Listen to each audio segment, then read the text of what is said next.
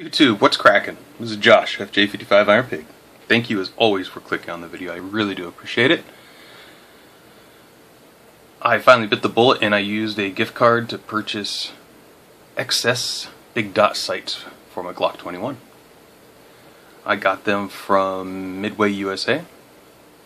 And if you do a Google search for discounts, you'll find like $10 off, free shipping, things like that. When I bought them, they were $10 off the price and free shipping. And they arrive super quick, faster, and this is just with their regular shipping, not express or anything like that. It arrived very quickly. I'm very impressed. It was my very first time ever ordering anything from Midway USA, and I'm very pleased with my experience actually. So XS Big Dots, if you're not familiar with them, James Yeager has some good videos on it. Check YouTube, there's tons of videos on it. It may not be for everybody. Now, I only have them just installed on my pistola. I have not shot with them yet, but I'm hoping it will work quite well, because the sights that came with the Glock, just the regular plastic ones, are plastic, and that's what concerned me, but they were dead on. So I was very impressed with that. These are called the 24/7 Express sights.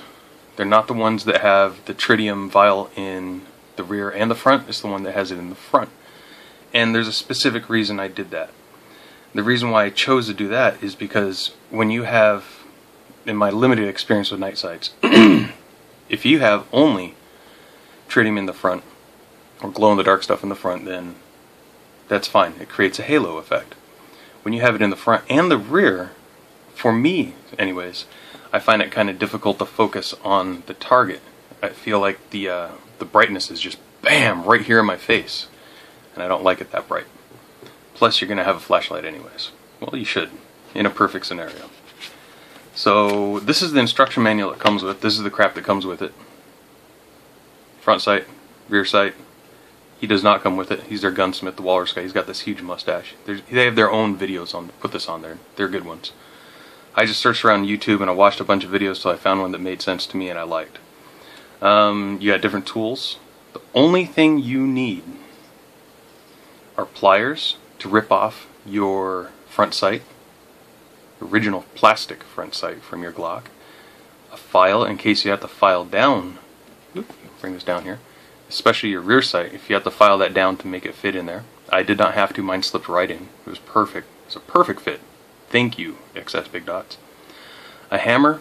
I didn't use a hammer. I actually used my Leatherman mutt to hammer on that, so I guess technically I did. If I had 10 Q-tips, actually yeah, I think I used almost 10 Q-tips exactly, and alcohol.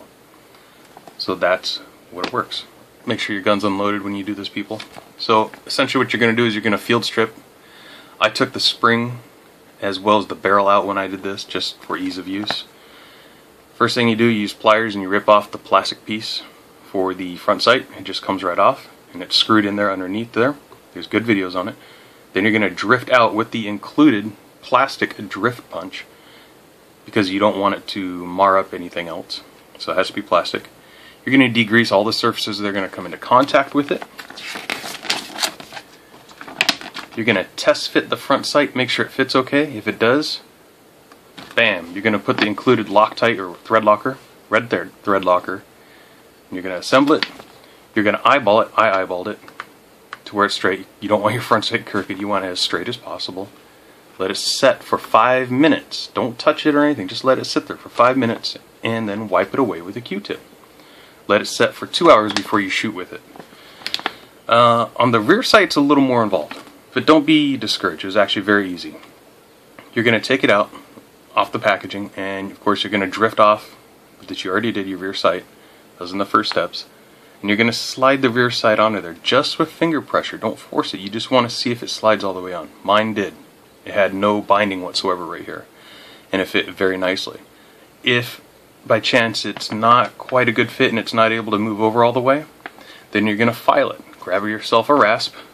That's what this is. It's a file, a rasp. And you're going to do 2 times in one direction. Stop. Rotate the sight 180 degrees and and slide it 2 more times across the file. Take your time. If you have to file it down, take your time. Remember, you could always take material off. You cannot put material back on once it's taken off. So you get it to where it slides in there, and it can be loose. A little loose is fine. Mine was just slightly loose. So you line it up to where you want it, to where it's pretty much dead center, and you're going to tighten down the set screws that are already in the rear sight with the set screw sight tool, and you want to make them nice and snug. Don't over tighten them. If you over tighten them, you're going to cause damage to the sight and or the weapon. So just tighten them to where it locks the sight in place. You leave the sight on there. Then you take your red thread locker, you go around. It shows right here. You put a drop in the middle on both sides, and then on the ends. That works perfect. Keep it away from the sight. The actual white part of the sight there. That's this part right here in the center. You don't want to cover it up with thread locker.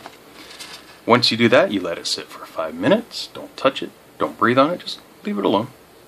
Come back with Q-tip, wipe it up, get all your excess. Wait 2 hours before firing it, and you are complete. That's how it works. If you're curious what it looks like on their pamphlet, center mass shot, express sight picture, close range, 15 yards and in. All you do is you dot the eye, and I'll show you that here in a moment. Extended ranges, 25 yards and out, you're going to hold at about a 6 o'clock position.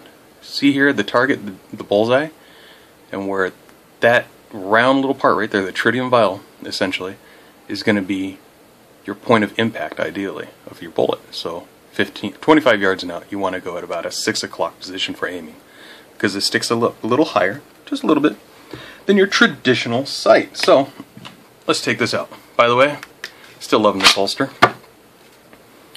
Now, dotting the eye is like that. That's it. That's all you do. In fact, you know what? Let me set this down. I'm going to turn off some lights.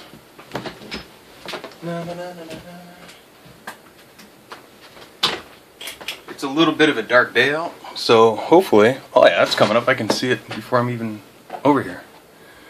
Yeah, there we go. See how that shows up? Dot the eye. Looking at that right now, you can barely see the frame. Let's make this harder.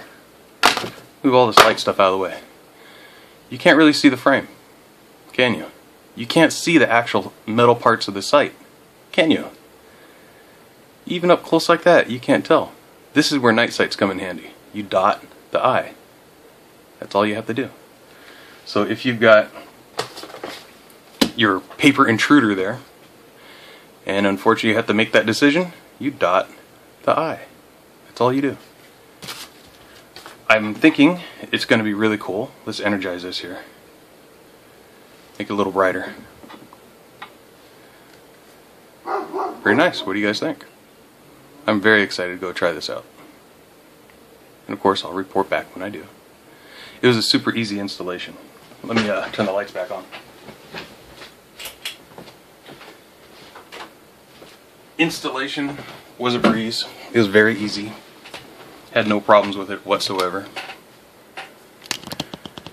The paperwork honestly was enough to get the job done. The videos just helped put my mind at ease over it. That's what it looks like. Another nice thing about this, the rear sight, well, one, of course, it's metal, but see how it's vertical like that? You can use that to rack it off your belt, your boot, if for some reason you have to do one-handed operation of your firearm. Manipulations, as you will. It doesn't really change the profile of the firearm that much at all. It's very similar to the standard Glock sights. And with the Century firearms inside the waistband holster, remember when I was telling you about this channel it has for the sights and how it's a little bit bigger?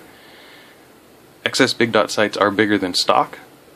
If it's in there, no problem. You could put some high profile suppressor sights in there and it'll still work great. Mepra lights, TFOs, tritium fiber optic ones. Yeah, you'll be in business. Well, that's that. Hope you guys enjoyed the video. Thank you for watching. And as always, if you have any questions, comments, smart remarks, put them down below. You guys take care. Go get yourself a set. See if you like them. XS Sight Systems. XSBigDots.com, if I remember correctly. Ah, hold on, it's right there. XSSights.com. Right in front of me.